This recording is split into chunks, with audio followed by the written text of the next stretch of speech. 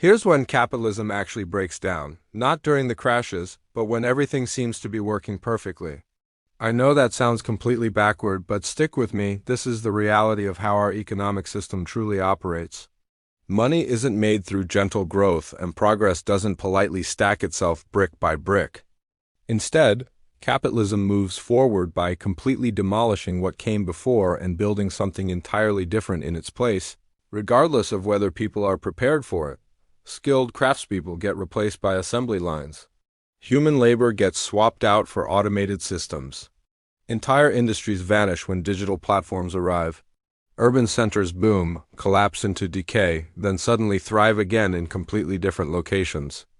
And here's the kicker, prosperity gets generated specifically because something else gets wiped out. This isn't some poetic comparison, it's an actual diagnosis.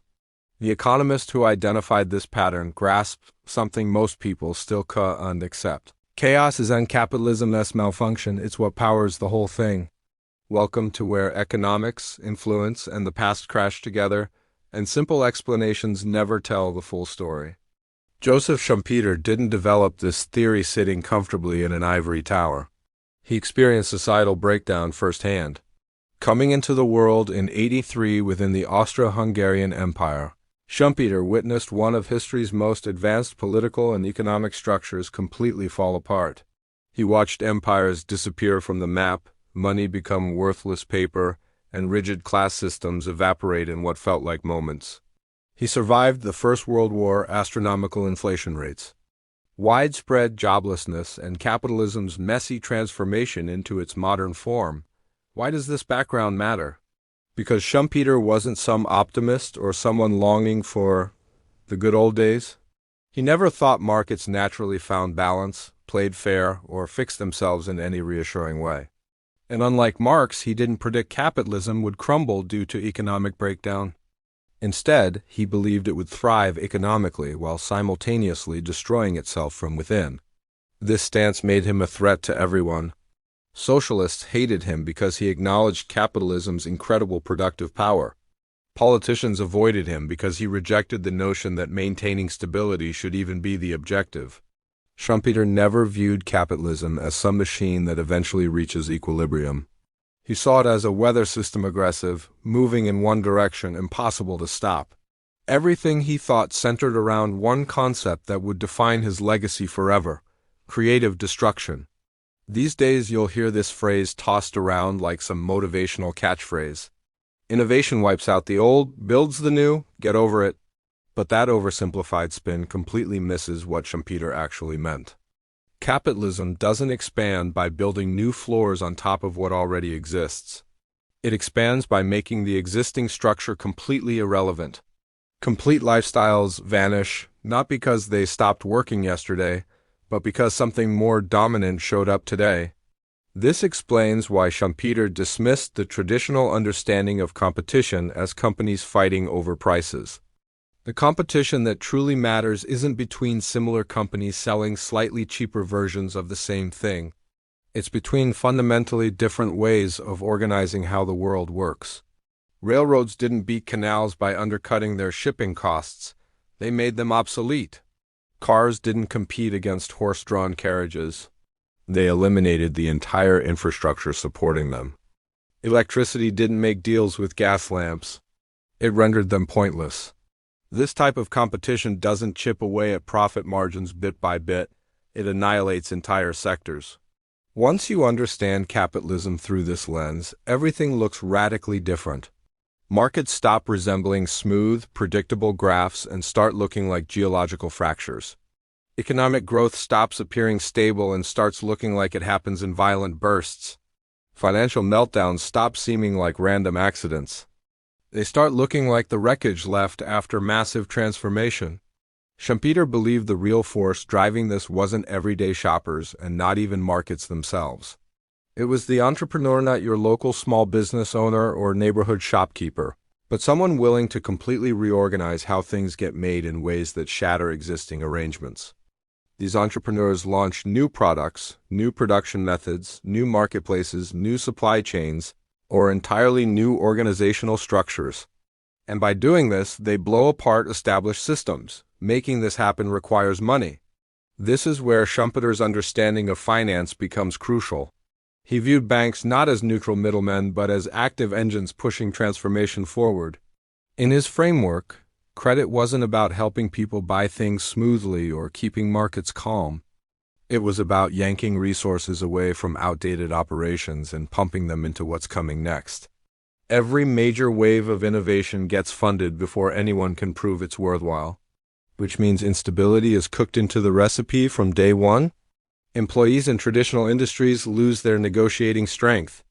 Geographic areas depending on old economic models decline, frequently forever. And when innovation wins, it doesn't bring things back into balance. It establishes a new monopoly that will eventually face its own challenge. This is why Schumpeter understood economic cycles not as mistakes that deviate from normal, but as capitalism's natural heartbeat. Economic booms are creative destruction in action. Economic busts are the system processing what just got demolished. None of this happens smoothly. And this is where Schumpeter becomes difficult to swallow, even for capitalism's biggest fans. He believed capitalism's most powerful feature was simultaneously its fatal flaw. By constantly destroying tradition, predictability, and social frameworks, capitalism erodes the very institutions that make it politically acceptable. Tight-knit communities fall apart. Jobs become temporary gigs, expertise becomes outdated, commitment fades. Tolerance evaporates. Economic achievement undermines social bonds. Schumpeter foresaw that eventually capitalism would build a society prosperous enough to function without it and disillusioned enough to reject it. Not because it failed to create wealth, but because the way it created wealth felt violent, confusing, and unjust. This wasn't him making a moral judgment. It was an analysis of how institutions function. Any system that constantly tears up people's lives must constantly prove it's worth it. And sooner or later, people stop buying the justification. That's the contradiction Schumpeter wrestled with, and it's why his thinking feels more relevant right now than ever. By the time Joseph Schumpeter's theories reached mainstream awareness, reality had already started confirming them, moving faster than even he anticipated. Innovation sped up dramatically, financial systems exploded in size, and creative destruction shifted from happening occasionally to happening constantly. This is the transformation most people sense but can't quite articulate. During Schumpeter's era, an industry might stay dominant for an entire generation before getting replaced. And the social structures that once cushioned these impacts have weakened dramatically.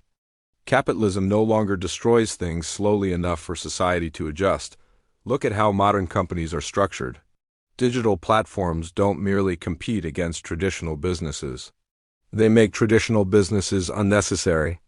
They consolidate markets, information, and distribution networks in ways older industries never experienced. The disruption isn't happening in one location, it's happening everywhere simultaneously. A taxi company doesn't just lose customers. The entire concept of taxi medallions and ownership collapses. Retail stores don't just struggle. Physical shopping becomes completely voluntary. This is creative destruction running at maximum velocity. And the financial system amplifies everything. Schumpeter recognized credit as transformation's fuel source. But he couldn't completely foresee what happens when financial systems themselves become disruption tools. When money moves across borders instantly and in massive amounts, innovation stops being limited by location or gradual acceptance. Money doesn't pause for society to catch up. It rushes wherever profits appear and abandons whatever doesn't fit the new model. This explains why modern economic booms feel strange. They're not about constructing solid systems first, then profiting later. They're about capturing profits immediately and assuming the infrastructure will sort itself out. Stock prices rise before companies make actual money. Stories outpace actual cash generation. Entire industries get restructured based on expectations instead of real results. And when those expectations change, things get destroyed before anything new gets created. Schumpeter wouldn't find this shocking. He predicted capitalism's internal mechanics would push toward financialization, toward abstract ownership disconnected from actually making things. As companies grow massive and innovation becomes institutionalized, individual entrepreneurs get replaced by corporate bureaucracy. Taking risks becomes a procedural checklist. Power concentrates at the top. At that stage, creative destruction stops looking heroic. It starts looking random. People lose jobs not because someone invented something superior, but because financial models got updated. Urban areas become ghost towns not because they failed, but because investors discovered better returns somewhere else. Workers don't get replaced by innovation, they get bypassed entirely. This is where Schumpeter's grimmer insight becomes important. Not through making people poor, but through making everything unstable. Not through failure, but through success that feels random and unfair. People don't revolt when systems fail. They revolt when systems succeed, but the benefits go elsewhere. This is the connection most financial commentary ignores. Growing inequality isn't some external bug in the system. People positioned close to innovation centers accumulate fortunes quickly. People stuck in legacy industries experience decline even as overall GDP climbs. Expansion and displacement happen simultaneously. This explains why modern economic arguments feel so confused. One group points to innovation, efficiency, and expansion. The other group points to insecurity, instability, and devastation. Both groups are describing identical processes from different positions inside the system. Schumpeter would have instantly understood this clash. He didn't defend capitalism on moral grounds, but he acknowledged its force. And he never expected stability to naturally emerge from a system engineered to constantly replace itself. That's the error modern societies repeatedly make. They demand predictability from a system constructed on disruption. And when these demands aren't met, political tension builds. And displaced establishment figures, groups with the skills to frame criticisms and organize movements. That prediction now feels uncomfortably accurate. Today, conversations about technology, automation, international trade, and finance rarely focus on productivity. They're about power, about who determines what gets destroyed next and who bears the consequences. This is why grasping creative destruction matters if you want real financial literacy. If you think markets are stable systems only occasionally hit by external shocks, you'll be constantly blindsided. If you think innovation generates wealth without costs, you'll misjudge danger. Creative destruction teaches a harder truth. Wealth gets created by shifting resources, not by piling them up. And shifting resources always produces winners and losers, frequently permanently. The practical takeaway isn't to blindly fight innovation, nor to worship it without question. It's to recognize where you're positioned in the cycle. Are you standing near the forces creating the new, or are you tied to what's getting replaced? Are your abilities transferable, or locked into a system whose survival depends on things staying the same? Is your wealth vulnerable to disruption, or shielded by it? These aren't philosophical debates. These are survival calculations. Schumpeter didn't provide reassurance. He provided honest assessment. Capitalism, he insisted, isn't a machine you can fine-tune. It's a force you must navigate. And the societies that handle it best aren't the ones promising everything will stay the same, but the ones building shock absorbers, social safety nets, institutional resilience, and personal adaptability against the destruction that's guaranteed to come. History doesn't simply repeat itself, but capitalism does what it's designed to do without stopping.